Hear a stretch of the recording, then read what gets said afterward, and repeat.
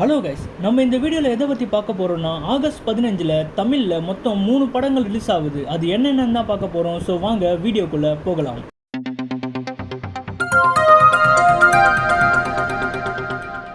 முதல்ல நம்ம பார்க்க போகிற படம் தான் தங்கலான்.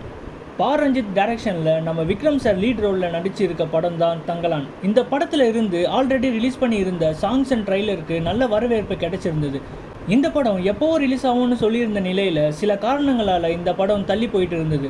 ஸோ இப்போ ஃபைனலாக இந்த படம் ஆகஸ்ட் 15 ரிலீஸ் பண்ண போகிறாங்கன்னு அஃபிஷியலாக படக்குழு கன்ஃபார்ம் பண்ணியிருக்காங்க. இந்த படத்தின் மேலே மக்களுக்கு நல்ல எதிர்பார்ப்பு இருக்குது. ரெண்டாவதாக நம்ம பார்க்க போகிற படம் 2015 வெளிவந்த டிமாண்டி காலனி.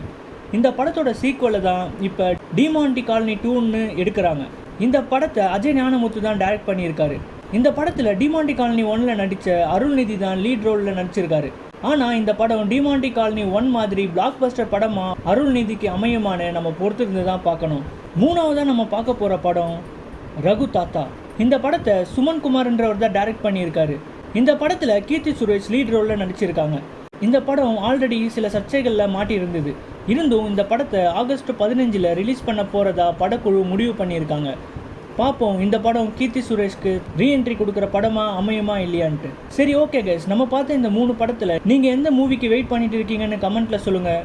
இந்த வீடியோ உங்களுக்கு பிடிச்சிருந்தா லைக் மற்றும் சப்ஸ்கிரைப் பண்ணிவிடுங்க. இன்னொரு இன்ட்ரெஸ்டிங்கான வீடியோவில் சந்திக்கிறேன். நன்றி, வணக்கம். யூடியூப் சேனலுக்கு எல்லாருமே லைக் பண்ணுங்க, ஷேர் பண்ணுங்க, சப்ஸ்கிரைப் பண்ணுங்க.